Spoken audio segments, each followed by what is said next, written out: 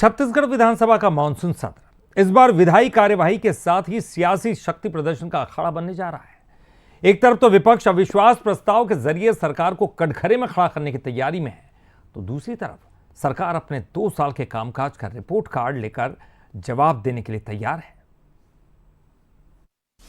13 जुलाई से शुरू हो रहे छत्तीसगढ़ विधानसभा के 5 दिवसीय मानसून सत्र पर पूरे प्रदेश की नजरें टिकी हैं। खाद बीज संकट, कानून व्यवस्था, जल जंगल जमीन, किसानों की समस्याएं और स्थानीय मुद्दों को लेकर विपक्ष सरकार को घेरने की रणनीति बना चुका है।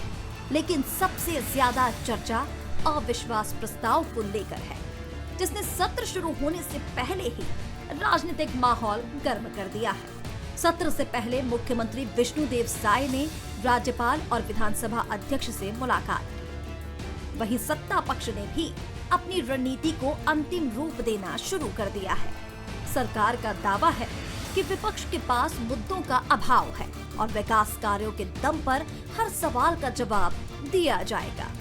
सरकार पूरी तरीके से तैयार है, चाहे वो किसी भी परिस्थिति में। कांग्रेस पूरी तरीके से निस्नाबूझ हो चुकी है और हताश है, और इसी के कारण से वो उल जुलूल बयान दे रहे हैं और इस तरीके से गतिविधियां कर रहे हैं। उनके पास में कोई ऐसे विषय नहीं है जिससे वो सरकार को घेर सके। इसका विधानसभा में भी दिखाएंगे। देखिए, कांग्रेस के पास कोई मुद्दा है नहीं, और जो अविश्वास प्रस्ताव होता है वो विपक्ष का ब्रह्मास्त्र होता है, और यही हाल कांग्रेस का है। इसके पास कोई मुद्दा नहीं है, तो अविश्वास प्रस्ताव लाकर वो जबरदस्ती के पूरे प्रदेश के ऐसे मनगढ़ंत मुद्दों को लाकर विधानसभा में रखना चाहती है। लेकिन सरकार पूरी मुस्तैदी से तैयार है। इस बार विधायकों की ओर से 1100 से ज्यादा सवाल लगाए गए हैं, यानी सदन में आंकड़ों की टक्कर भी होगी और राजनीतिक आरोप प्रत्यारोप भी होंगे। कांग्रेस का आरोप है कि सरकार जनता का भरोसा खो चुकी है और हर वर्ग अपनी समस्याओं को लेकर परेशान है। अब ऐसे में विपक्ष अविश्वास प्रस्ताव को जनता की आवाज बताकर सरकार पर दबाव बनाने की कोशिश करेगा। देखिए, अब विधानसभा के संबंध में, वहाँ की कार्यवाहियों के संबंध में हमारे जो नेता प्रतिपक्ष हैं, विधायक दल के नेता हैं, वो और अधिक इस विषय में स्पष्ट कहेंगे। लेकिन निश्चित तौर पर यह सरकार आज जनता का विश्वास पूरी तरह से खो चुकी है।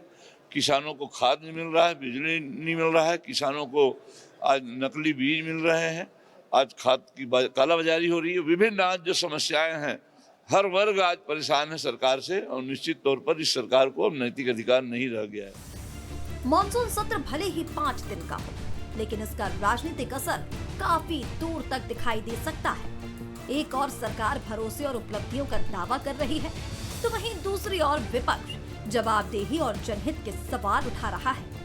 अब नजर इस बात पर होगी कि सदन में सरकार के जवाब ज्यादा प्रभावी साबित होते हैं या विपक्ष के सवाल राजनीतिक बहस का केंद्र बनेंगे। गौरव शुक्ला, बंसल न्यूज, रायपुर।